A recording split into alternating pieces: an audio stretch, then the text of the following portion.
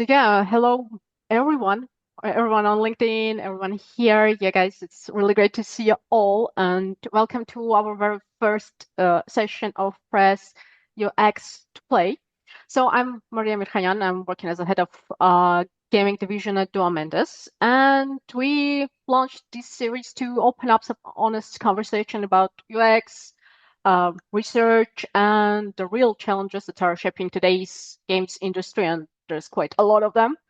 So I'm really happy and I'm so excited to kick off with someone truly special. So Jennifer Cacheux-Girling, an executive producer who worked in a lot of companies, and it was just a pleasure to work with you. So yeah, Jen, can you just say a couple of words about yourself?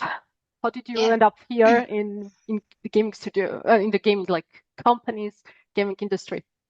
yeah, thanks, Masha. Thank you so much for having me today, and congratulations on launching this new series. And welcome to my cat. I'm sorry.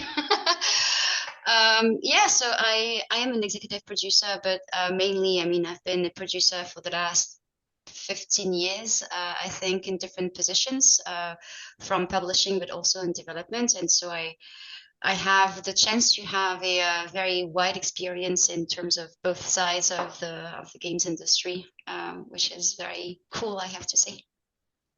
Absolutely. So I guess I'm gonna start with the hardest question from the very beginning. So from your perspective, what's the hardest part of being producer in today's industry? Yeah, I think it's a great question, and I think it really depends on which company you're in and what your project is. Obviously, what I would say right now is there is a trend where we are seeing that the biggest games as a service are basically taking the majority of the playtime from most of the players. I think the recent study that I've seen was around like 70% of the playtime is taken by like Fortnite and Minecraft and all those Mhm. big games, which is making things extremely difficult for us to and challenging for us to understand the market condition and where exactly we can have an impact. And so it's making it's very difficult for us right now to read the market, and especially because of Steam, the visibility on Steam is also very difficult and tricky for us. So I would say that the right now the risks for investors are quite high, and so the investment is dropping as well, year Mhm. after year that we're seeing. We hope that it's going to recover every year, right? But what we're seeing right now is still dropping. So yeah, I think right now that's the main challenge that we're facing as Mhm. producers. Yeah, I see. Definitely, big games seems to dominate attention and investment because, well, obviously they're big, they have their history, their fan base, and how does that pressure affect creativity and innovation in smaller or mid-sized projects? Or you are talking especially about indie gaming? Um, I think how to prioritize. I think it's always about being player first, because at the end of the day, you're developing a game for your players, your community of players, and your audience, right? Mhm. So the way that we are helping with deadlines and how to prioritize what is urgent, what is not urgent is, and how do we mitigate this urgency Mhm. with the creative vision as well, because it's always, when you're creative, you need some time to iterate on your ideas. So I think for us, what is very important is always to keep in mind what your audience really wants, and always try to prioritize this first. They will tell you what they want exactly. Of course, sometimes you need to balance it out with actual raw data, and you need to balance out your business needs and the team's objectives and the goals that you have with the product as well. But first and foremost, I think your player base is going to inform what you're going to have to develop next. Mhm. Mhm. So, me personally, I come from the academic research and cognitive science, and actually, one of the hardest things for me was realizing that, how different business realities are. For example, in academia, you design a clear, almost perfect experiment, and you might spend 6 to 8 months just just like months to getting it right. And in production, it's like absolutely opposite. Like you need to answer as fast, like ideally today or tomorrow. And that shift was kind of a big personal challenge for me. And you mentioned this player first mentality. So uh, yeah, to be player first is quite well, you need a lot of resources for this. So how do you usually balance the player first mentality with business realities and team objectives, especially when those don't always align? Uh, it is always going to be tricky to because your business might have some different needs compared to the players, right? But at the end of the day, you have a lot of different data points that is going to inform your decision. So obviously, player feedback is going to be one of them, but you're going to have also to rely on hard quantitative data, not just Hmm. qualitative data. Because one of the things that we're seeing as well is the most vocal players are always going to be the ones that are going to complain the most about something specific about the game. They might be the core audience of your game, but might not be representing the actual full audience that you have. So what is very important is always to understand, making sure that you're not saying that those core players are representing everything that the game is, right? So when you're looking into the kind of data that you have, and you're right when you're saying that we have to make very fast decisions. Sometimes some decisions need to be taken fast. Sometimes you need to sit a bit more and understanding a bit more what needs to be changed in your game. So the feedback coming from the players is always going to be like a good observation point for Hmm. us. Like, okay, we understand there's a problem here. There's some suggestions from the players, but now let's dig into the data and the hard data to understand if the players what they're reporting is actually just a feeling, a sentiment, or is there something hard in the game that actually needs to be changed. So, and then you need to mix that with the business also goals, right? Because obviously we have some revenue targets, obviously, to sustain the team and to make some profit for the company. And so you need to always balance out what is going to be beneficial for the players, what is going to be beneficial for the business, and it's always going to be a step-by-step discussion. It's never Hmm. going to be a magic recipe that you're going to apply from one problem to another because every problem is different. Hmm. Hmm. Yeah, like thanks for this your perspective, but like usually like for you personally, like the research itself, like is it more about validation, inspiration, or it's like a reality check, or maybe something else? I think it's a bit of everything, to be honest. So obviously, so one of the first things that we are using UX research for is to validate some of the assumptions that we have. So when you're developing a game, you might have some hypothesis or assumptions that you want to validate at any stage of production. That could be during incubation or research when you're starting kicking off a project, to the very last minute when you're in live ops and you're thinking of a new feature that you want for the game.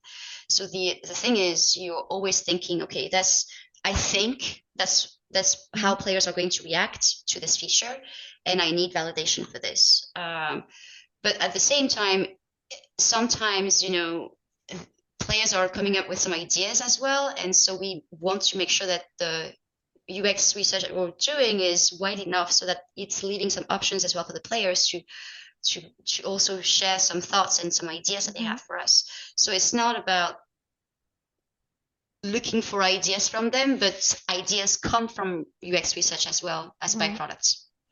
Hmm. Hmm. I see. So like while working with like different studios and team, one of the first questions I tend to ask is like, how do you conduct a research or how do you get your insights? And quite often, the answer is like, well, we have community managers, we track player sentiment on forums, Reddit, Discord, Steam reviews, well, etc. I mean, of course, this is definitely valuable, but it can also come with this a bit of an echo chamber where like as you mentioned before, like the loudest voices don't always represent like the whole audience. So in this question, in this situation, like how do you avoid that trap and make sure that you're acting on real player needs rather than just the most vocal players? Yeah, it's always going to be the tricky one, to be honest, because the players that you need some feedback from, the least vocal players, are usually the ones that are the most difficult to target. Mm-hmm. So so when we're doing UX research and we're like having actual focus groups and we're inviting actual players that are falling within some requirements that we're setting for them, we understand that we might not pick some very vocal players. But since this is based on like it's voluntarily based, right? So it's difficult to track those players to answer some of our surveys as well, those kind of things. Mm-hmm. So that's the reason why the data point you have to gather is going to be super wide, because yes, you're going to read some feedback from players on Discord, on Steam, on like forums, those kind of things, on Reddit, and so on and so forth. But you also need to dilute this, because again, this is very much echo Mm-hmm. chamber, those kind of environments. So you need to dilute this with hard data that you're finding from your game, because you're putting a lot of trackers in your game to follow, the progress from the Mm-hmm. players, those kind of things. You're going to want to have actual surveys as well that are a lot more quantitative and a lot more neutral. So players who answer, same thing, players who answer survey, usually they are more engaged, so maybe they're a bit more vocal, but they tend to be less compared to when they're expressing themselves on social media, for example. So Mm-hmm. it's a lot more neutral. And then we can have, just like you were doing with us at My Games, having some one-on-one interviews, super qualitative interviews with some core audience players, where we are trying to remove the echo chamber effect from social media again, and really having a one-on-one conversation where we can really ask very detailed questions and dive into the core of some of the issues. But the core of the answer for you is really, there's no you should not focus on one single data point that you're receiving from players. You should always double check with a lot of different Mm-hmm. layers of information that you're getting from your audience.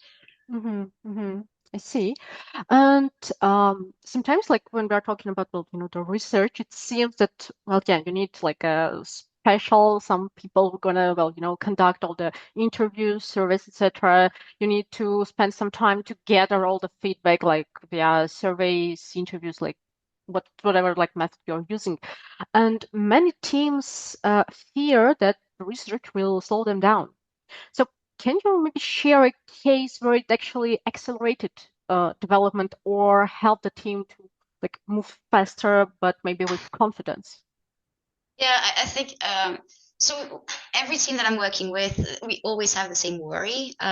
When can we have the luxury, I would say, to go through those steps, and when can we skip them? Because it is true that at first it may slow down your development, because the team needs to be used to this feedback loop. We need to put a process in place that is super well established, so that it's not slowing us down too much.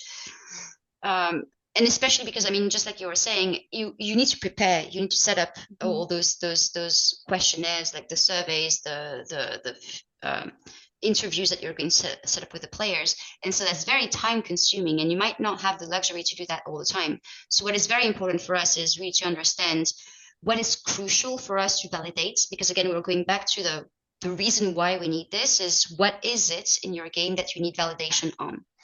And once you understand that, and once the team understands the benefits that we have, then it's making things a lot faster, because Mhm. you're specifically targeting some of the key issues that you have, and you're using those UX research for those key issues. Mhm.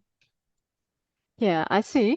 So, um, what did it take to build an efficient pipeline for research in your production cycle? Like, how did the team's perception maybe change once they saw the benefits and understood that actually, yeah, we're spending some time, we need this time, but we are, well, getting the valuable feedback and we can understand like what will be our direction afterwards. Yeah, I think so. When we were working on War Robot Frontiers, one of the, well, our USP was the robot builder. And we understand that it's a very complex feature because it is basically a hero shooter where you have just a hero, but what we're saying is you can combine your heroes together and you can Mm-hmm. create your own hero. And from a UX UI perspective, it was a bit of a nightmare to build because obviously there's a lot of functionality that you need to have in the builder. The thing is, the reason why it was super important for us to have clear feedback and understanding of how players were experiencing this feature was because this was such a key feature to the game. It's a USP of the game. We cannot make a mistake on it. And so the later you have pivots, if you wait too long to have feedback from your players, you're going to make pivots super late on your feature, which is going to inflate your development costs, right? Mm-hmm. So as long as so the bit what you need to make sure that your team understands is yes, it might be taking a bit of time right now to set up the process for this to have a sleek feedback loop. But once we have this, it's going to allow us to making sure that we're not 6 months in understanding, oh, our idea is not working actually. So we have to pivot and change the entire feature. Once the team understood that, to be honest, everything was just like, okay, it's all the pieces are falling down in place. I'm not saying that the process is going to be always super sleek because there's just like I was saying, just the preparation, just the finding the moments, what is very important for your game, understanding what are the things that you want to validate is taking a bit of time. So it's always going to be a bit more work for the team, I have to say. But down the line, is it may save a lot of money and a lot of hurdles and a lot of pain for the development team. Oh yeah. Uh, so like I can remember like how we were working on the Robots Frontiers, and you were like juggling with all the processes quite a lot. So like you have like your own work, you have the game designers, you have the game developer team, you have like the UX UI designers who were well, like rebuilding, recreating, redesigning the whole interface that we had in the robot builder, plus also like it was me and my team, and well, we are doing the research. So it was like a lot of stuff happening. Plus, there's like the business goals, deadlines, and etc. So, how did you manage so efficiently to juggle all these things around? And like, how did you, interact with the UX UI design team, and with the UX research team? How did you line these two? Long hours. Very, very long hours. I think again at the end of the day is in video games. I mean, it's true for every industry, but especially in video games, I think you need to be very laser focused, understanding exactly what is it that you what is the next thing that is super super important. So you have to understand what is the impact on the business of the players and the urgency of it, right? So Mm-hmm. that's how I prioritize my workload. Is very Mm-hmm. simple, to be fair. um, but I'm always going to, just like I was saying, I'm always going to prioritize everything that is core to the game.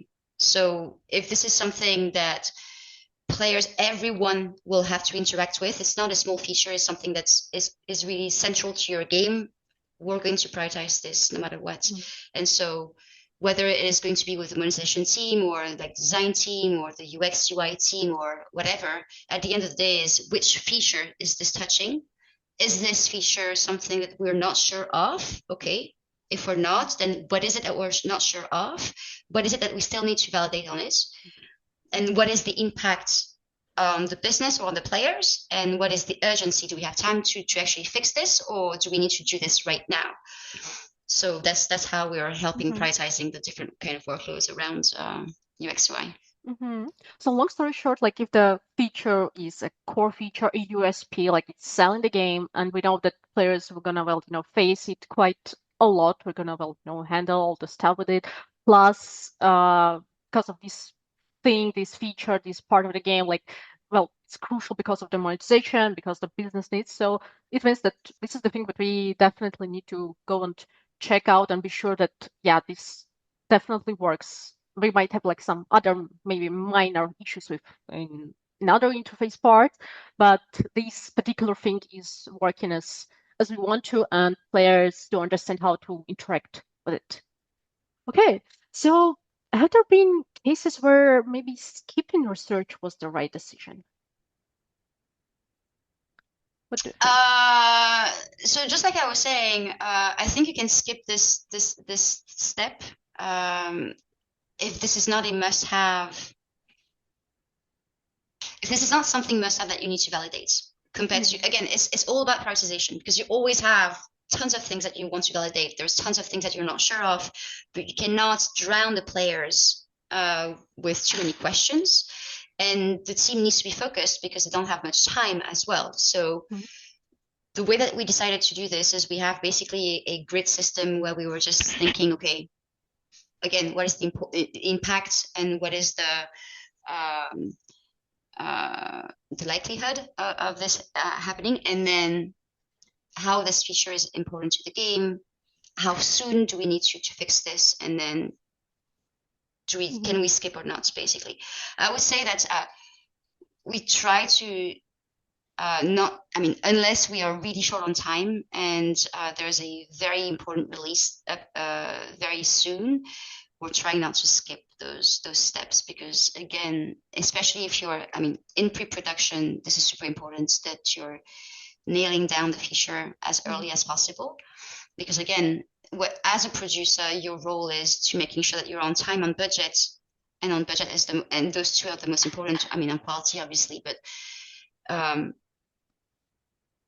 the more you delay the feedback from the players, the more you have a potential chance of having to pivot and to rework your feature, which is going to have an impact on your timeline and on your Mm-hmm. cost of development. So let's Mm-hmm. try not to skip, but sometimes if we have to, let's skip what is the minimal amount of things that you need to validate.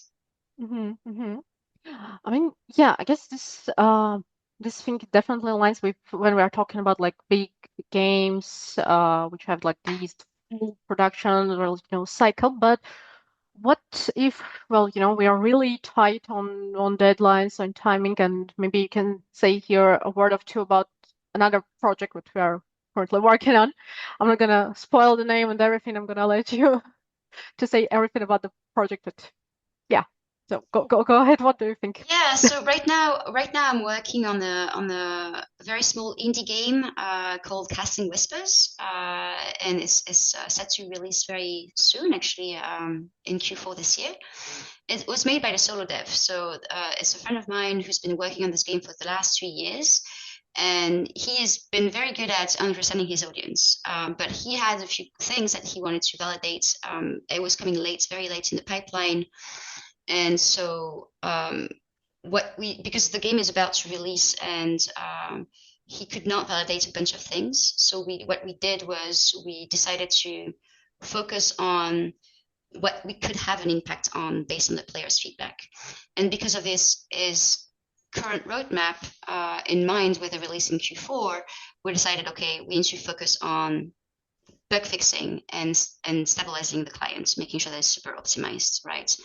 So obviously, this is not the kind of research that you're actually doing at the beginning of a project. This is really late in the project. If we were to do that again with him, because I arrived very late in the project, we are going to do this differently, obviously, and the very first thing that we would want to validate again would be his core feature for the next Mm-hmm. game. Mm-hmm. Mm-hmm. But I guess in this case, it's also interesting with the research. Yeah, it comes quite well, come in the latest stages, but still, we but well, we had this option to find out like if at least, well, where but well, the Steam page, like, is it definitely like, well, showing what we want to show, and do actually players understood what was the game is about? So like, still somehow you managed Yes. to include a little bit of the research to understand like, okay, I can validate this and this. Yeah, it's not the whole thing, but still some control things. So You're right. I yeah. forgot to mention this. So yeah, so what we did as well, exactly this was because we have so little time. What is it that we can impact? So yeah, we have a small impact on. Okay, let's look into the way that the game is presented on Steam. is it containing all the information players want to read? Basically, is our Steam page going to attract players and generate wish lists before the release, right? So you want to make sure that you're answering all the players' needs through just the presentation. So yeah, that's one of the steps that we did because we had some time to do it, and also thanks to your support, I have to say. But it was also a very good step for us as a learning for a solo dev, also for the next project that Mhm. we're going to work on together. Really great to hear. So moving forward, what do you think, like, what's the most common misconception that producers have about search right now, and why do you think it still like persists in teams today? I think there's there might be a misconception of, we know the answer already. Yeah. Um, and I have to say that yes, sometimes you might think this is true, and sometimes there are some surprises coming from your players that you were not expecting. And so the more you think like this, the more it's going to delay your first or your research that you want to do, and it's going to be deployed too late, which is going to not allow you to pivot as fast as you wanted to. Hmm. So I would say that this is a you think you might know, but you may not, not entirely. You might not have the full picture of what Hmm. you were looking for. Hmm. Maybe can you share a moment when a team like thought that they knew the answer, but the research actually proved otherwise?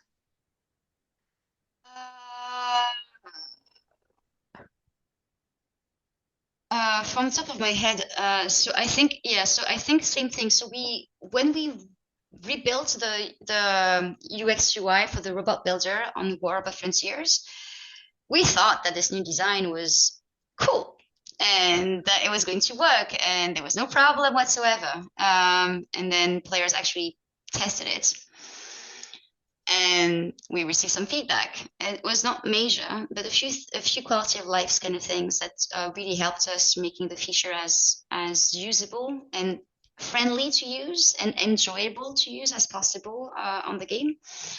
But we really thought that this new design was not perfect, but close from being perfect, and we were proved almost wrong. So yeah. Oh, thanks for sharing the case. Yeah, I can remember that it was quite. Yeah. For our perspective as well, I need to say that we like as we worked a lot on the project and we see like it from the very beginning, we also like thought that yeah, I mean it's definitely okay, this is gonna be fine. And we players who like had the previous experience with the game and with previous UI, they're like, oh, this is just amazing. I can see everything super clear.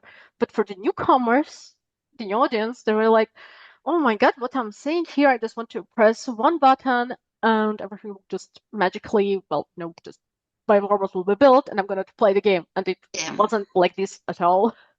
Yeah, I think Yeah. that was our problem as well because the game was in early access, so we had very core players on the game and they were used to it and they were used to seeing like changes made to the UX UI. Um, but as soon as the new players, like actual fresh new players, came to the game, they were really not understanding how the feature was working. So that's how you understand. Okay, we need to have a specific user research for these new players, understanding how they're seeing the feature and how we can help them use it better. Hmm. I guess it's quite crucial also like think about thinking of the players and player audience, like not just a whole thing, but actually about the segments, because different types of players may perceive the game quite differently. And this is might be sound obvious, but here I guess I'm gonna share a case from my experience. So we worked with one CIS publisher, and the publisher was considering to publish like and co-producing an FPS project, and the game was Quake Alive. It was in 2014, if I'm not mistaken. The date here, no. So before like making the decision, we were like, okay, but like, do actually we like as a business should go ahead and start all the thing like there were like a lot of money, of course. Well, the game is quite huge, and for the production costs, they were like enormous, especially back then. And we were like, okay, we're gonna like spend a little bit of money to understand like if it's worth it actually. And back at the time, we launched like 5 focus groups plus surveys to map out the motivations and behaviors of like players, shooter players. And we got like 4 different segments of players. So one like and 2 major player segments. One major one was called it like the competitive core, and their motivation was about like the mastery, skill expression, high stakes competition, and like they wanted like the ranked leaders, long-term progression, like mechanics that reward like precision and improvement. And at that time, we also like checked with them the vertical slice of the game, and actually, it didn't go well because, well, it didn't provide those layers that these particular segment of the players wanted to see in the game. The game was kind of it felt too shallow, without system to sustain this long-term mastery. And we had the other huge part of gamers, we call them like social fun seekers.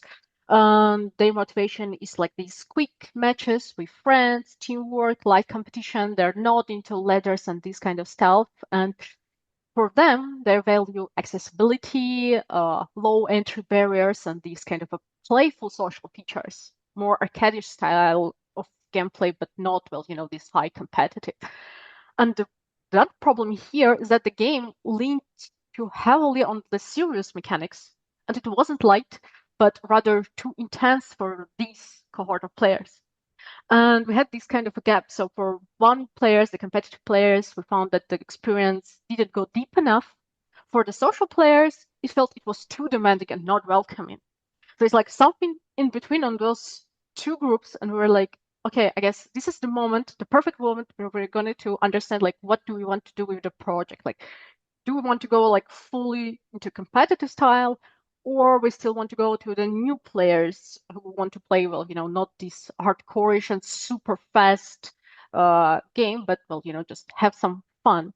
So I guess that's the central theme here, that without early alignment between like this vision and player insight, you risk building something that looks exciting on paper, like the UI, what we mentioned before, but actually doesn't emotionally land with the audience.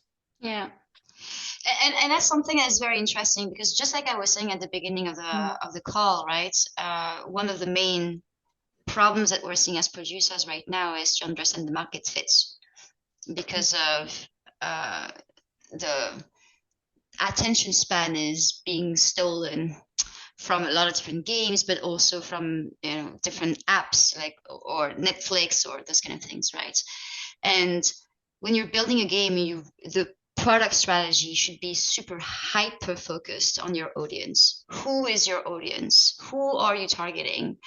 And making sure that every single feature that you're going to develop is going to answer some of their problems and some of their needs. Because maybe your new players that were part of your new player cohorts, mhm, they were not exactly maybe the target audience that you were looking for, and maybe that's the reason why the feedback that you receive from them might not be relevant to your game. And that's the reason why it's super important to do those research, because you need to ask them the questions and to understand, are they the players that you were expecting? And if not, then yes, there might be a misalignment between your brand, between your game vision, between the the game that you built even, and the audience that you targeted. And so all of this needs to be super aligned today, because again, the risks is so high right now on investment that you cannot make a mistake. And so you need to validate all those things, all of those ideas, all those features super early on, so that again, the cost of development is not going to be too impacted. We do understand that games is always going to be hit and miss. It's always been like this, right? And it's even more today the case. And that's the reason why you need to be, as producers, super focused and really making sure that you're developing the right things for the right audience. And so player feedback, player research, everything that can help you inform your decisions is going to be super, super important. mhm, mhm.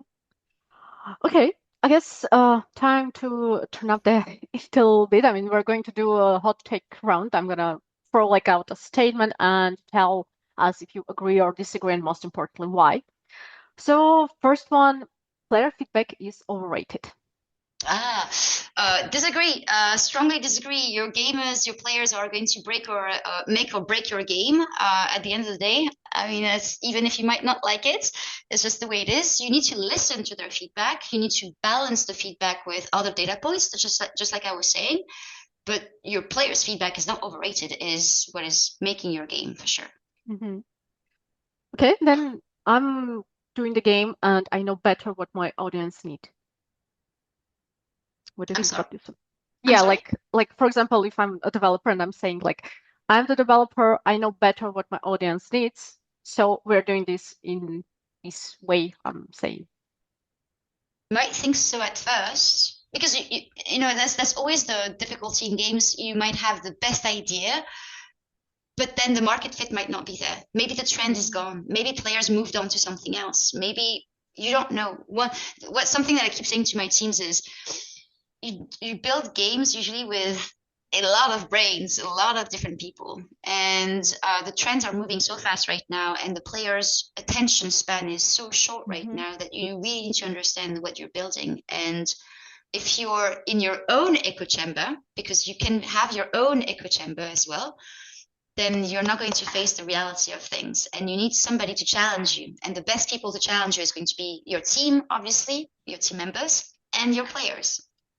Mm-hmm. Okay. Another one. So research is great. Let's research and test everything and let our players say what they want to. No, you can't let them say what they want to either, because players. So I think Vova, so the creative director of the War of Frontiers, taught me something very, very cool, and I think he's very, very right here. Players understand when there's a problem, but it's difficult for them to understand what a good solution could be. Sometimes they have some ideas, but they might not have the full vision Mm-hmm. of the game of the entire player base and everything. So I would take with a pinch of salt everything that they're saying, and they might have some ideas, but at the end of the day, you're the master of the product. You have a product strategy, you understand the business, you understand the audience, and you understand the products. And all of this combined has to be aligned. So players don't have the full picture to be able to Mm-hmm. inform all of the decisions themselves. Mm-hmm. Mm-hmm. And what do you think of the cases when a studio are like, okay, we got some great insights and results after the research. So every type of decision we're going to make, we're doing the research, more research, a little bit more research. Like we need to research everything what we have in the game, like starting from each small button, even FAQ section, like everything. And maybe then we'll do the decision based on the whole this feedback. Yeah. No, I would say at some point you have analysis paralysis, right? And again, just like I was saying, you don't have much time. Your team is, they have just this amount of time available to them, so they have to be super focused in terms of what they want to validate. What is the assumption? What is the hypothesis that they want to Mm-hmm. validate? Again, try to reserve this for must have features and the most important things in your game because you cannot delay this too much. And also, I think, something that we should not forget as game developers as well is that what makes games unique is that it's an art. And sometimes creativity needs freedom from data and testing. If there's too much testing, then we can clog the production pipelines too much Mm-hmm. with too much feedback. It might be too overwhelming for the team, basically. So you need to protect your team and that's the role of a producer as well, is translating the players' feedback into actionable items for the team without drowning them into too much information, because that's going to be too much noise for them, right? So too much testing, yes, that can be something as too much testing or too much experimenting or yeah. Mm-hmm. Mm-hmm. Yeah, I guess like these are the kinds of tension we usually see in, I guess, almost in every project. Like, doesn't matter if you are talking like about the huge maybe service games, or they're kind of small or mid-sized. Like they're exactly like why this, I guess, this conversation matters, because we need to somehow balance this speed, because you can't just do make your game like an infinite amount of time. You just need some money at least to eat, probably, and pay the rent. And you have like your own vision, the team vision, and your especially the creative team vision, which are like, okay, we're going to include all these amazing features and everything they have, and plus and player feedback. And I guess, yeah, juggling these all the stuff is one of the, well, crucial things to do to make the game unique, and not like this balance towards something specific. I assume. Okay. Yeah, Mm-hmm. it's just like, I mean, video games is always going to be an art of balancing the different priorities. I would say it's always something. There's always something on fire. There's always something that needs attention. There's always something that you're not going to be sure of. At the end Mm-hmm. of the day, you're just like you were saying. You have within the constraints that you have to be laser focused. What is it that you want to validate? What is it that you need players' insights on to inform your decision for your next step, basically? And just make sure that you're not drowning your team with too much feedback, and translate this feedback into actionable items for your team to work on. Mm-hmm. Yeah, I guess before I'm gonna ask the next question, I just want to say to everyone that all the viewers, so guys, don't forget to ask your questions. Well, I'm looking at them and looking forward to have them, and we're gonna to answer them as well. So please drop the questions here on LinkedIn or in the Zoom, so anywhere we're gonna see it definitely. And my one of the last questions I'm gonna ask you is like again about this balancing all the stuff. Uh, so what do you think? Like right now, what should producers and overall like studios and teams do to, well, to somehow to fight against this challenge of the, well, of the market, what's going on the gaming industry, like overall, plus somehow to create games which are going, well, engage players, plus do something that they really want to do, not just like making a game to, well, just to earn some money, but still there's this creative part which we need to, well, do somehow. And sometimes we're saying that games, well, making games is an art. And yeah, I mean, this sounds like a huge, I guess, question. Like, what do you think? What's your perspective on this? I'm not sure to understand the question. What is my perspective on? Like on the gaming industry right now overall, when we have this shift in the gaming industry, trying to create like the great games, we don't I have think time, money, I think everything. yeah, I think it's a there's so many ways you can build games. Again, it's very hit and miss industry. We know that from the very beginning. It's always been like this. It's even more so right now.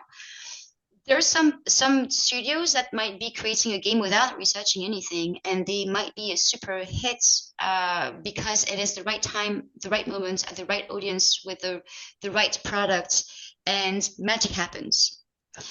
Uh, the way that you can try to control as much as possible the success of your game is through validation, through early Hmm. validation, through every steps of your production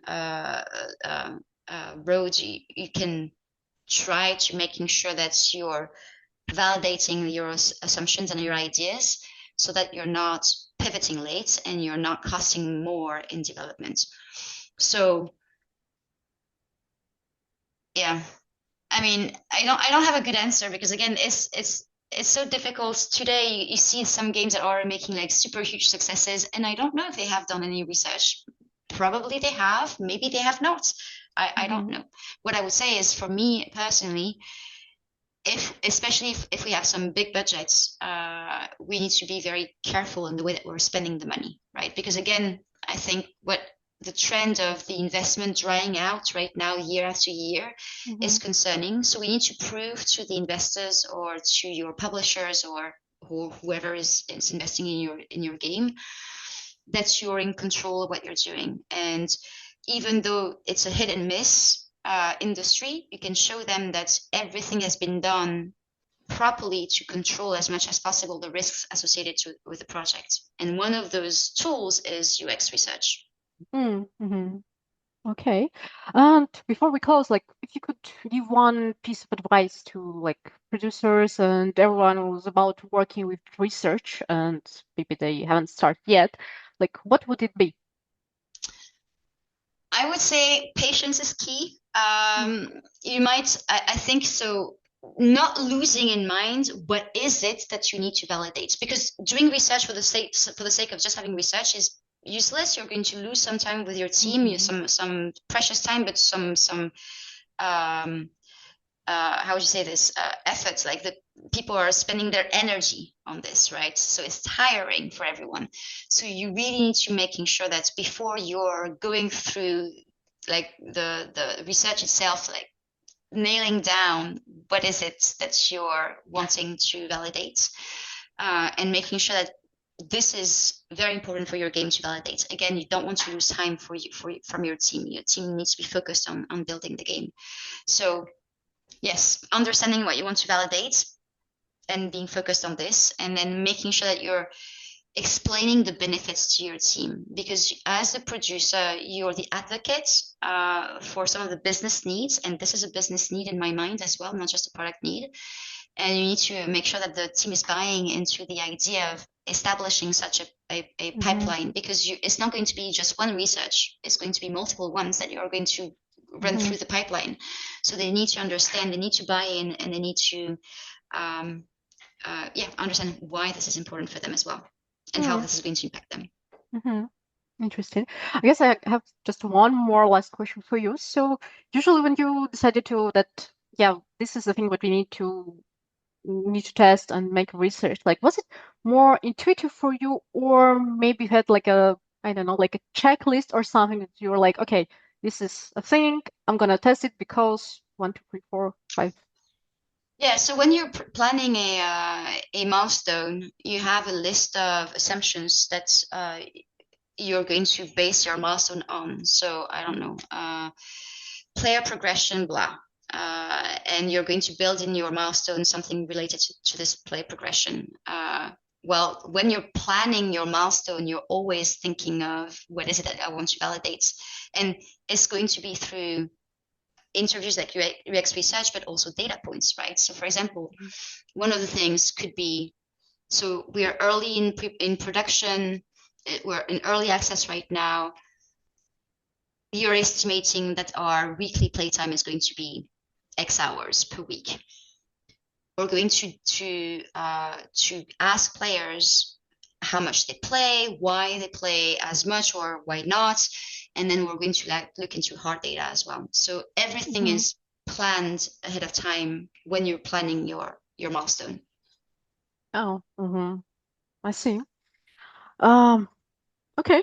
This, I guess this was just great. I guess the key takeaway for me for today will be like the balancing like speed vision and player insight isn't like about choosing one or like either or, like it's about like building the pipeline, the habits, or I guess like the culture itself that let them work together. Like it's not just doing like thinking of the research, like, okay, only like during this particular milestone, we're going to check the gameplay because we think that it's done, but maybe there's something else, but it's about like including it, like almost like thinking of it like a tool that you can use, not only when you're like you have some assumptions and hypotheses there's something wrong, but well, to have this like a reality check with the audience to see like if the average player who's not the most loud one, not the vocal players who are going to, well,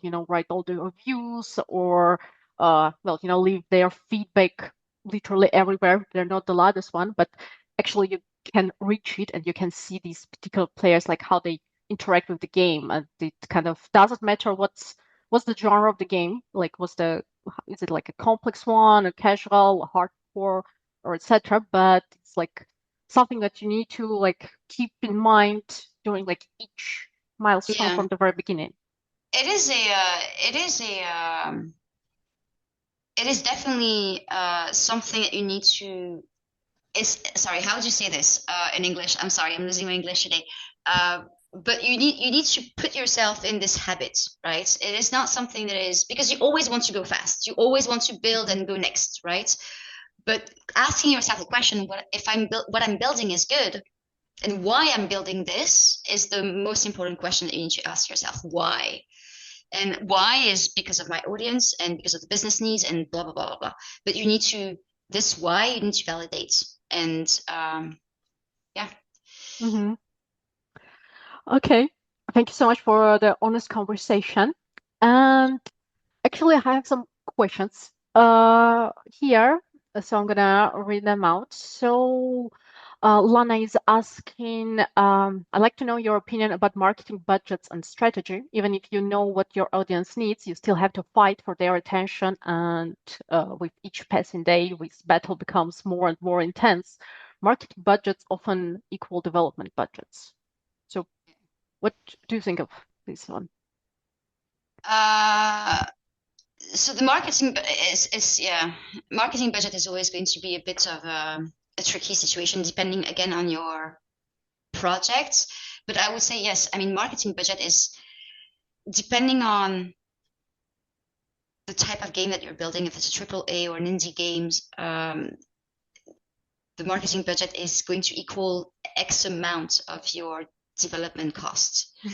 One of my key rule is like for indie studios, we are like roughly between 40 to 60, 70% of your total budget is going to be dedicated to marketing.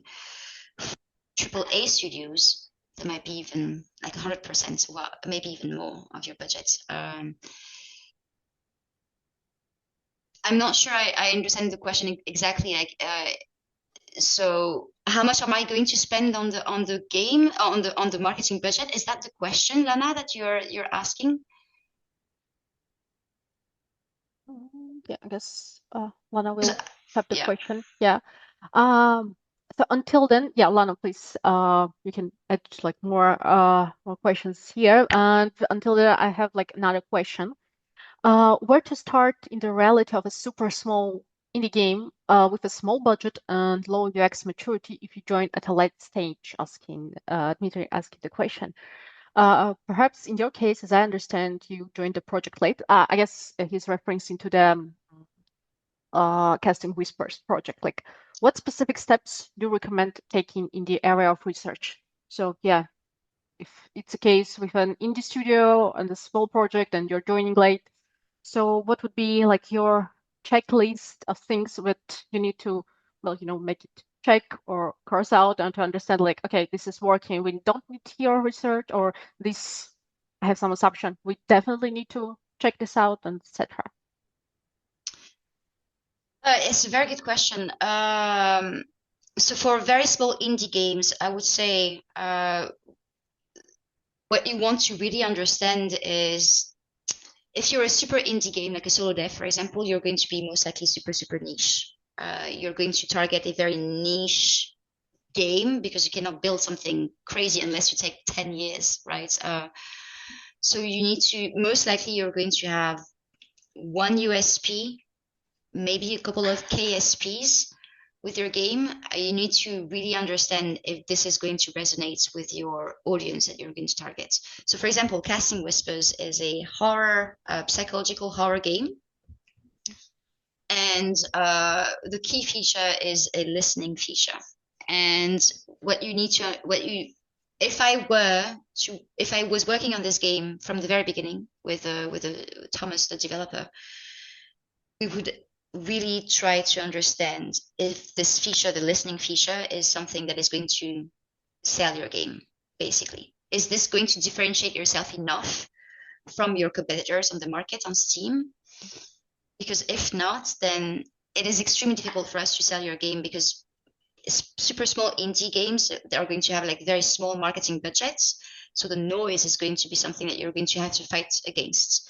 And so one of the core thing that you can do to help secure what you're doing is answering this question. Am I building the right thing for my player? Am I my one feature, my one key feature that I have in this game? Is this what my audience is looking for? So let's say, for example, you're working on this horror game. It's a psychological horror game, and the feature is a combat feature. Let's say, I don't know, but it's psychological horror. So players are more expecting to have more puzzle elements.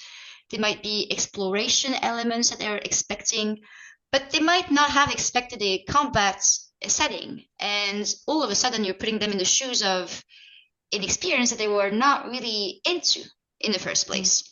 So that's something that you want to validate very early on, and making sure that you're in line with what the players are going to expect. Otherwise, you're going to miss some sales. Mm-hmm. I see. Thanks. I guess here I'm gonna add because we're also working with some really small studios, almost solo dev or like two people working on the project. So I guess the key is focus and pragmatism, I would say. I mean, first of all, like it's about aligning on priorities. Like the very first step is to talk with the team and identify like what really matters right now. Because like, is it onboarding? Is it clarity of mechanics and key features, or is it the Steam page? Like there's like Depends there on the should be like stage. Yeah. at least something. You're kind of narrowing the scope and to avoid the wasted effort. On this stage also, this is the thing that I call like a quick and dirty player feedback, which usually comes to because yeah, we can't afford like the expensive lab setups and bring like a lot of players, conduct a huge research with the correct pipeline, of course, note. But at least we can bring in like 5, 10 representative players, like maybe friends or friends and family, and observe them playing, like focus on their like first time experience. Maybe we need to see like maybe they're stuck somewhere or they're confused or bored.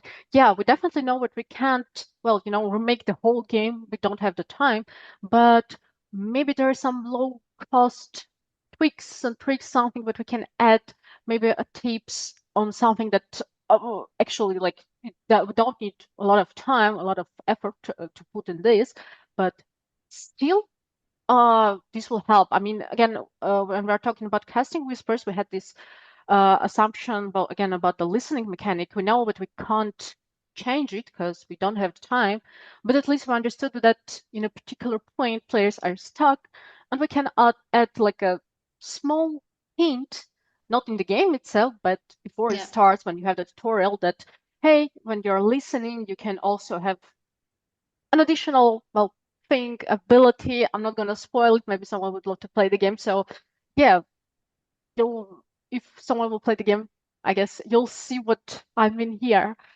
Uh, Plus, when we're talking about like the running like late stage research, maybe run a structured review yourself, like using UX heuristics, like understand like the clarity, consistency, feedback, cognitive load.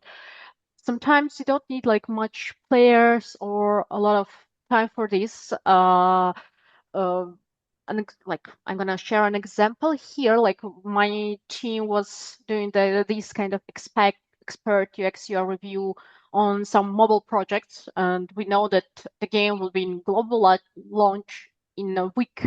So we had like literally a week, and it's impossible to do anything.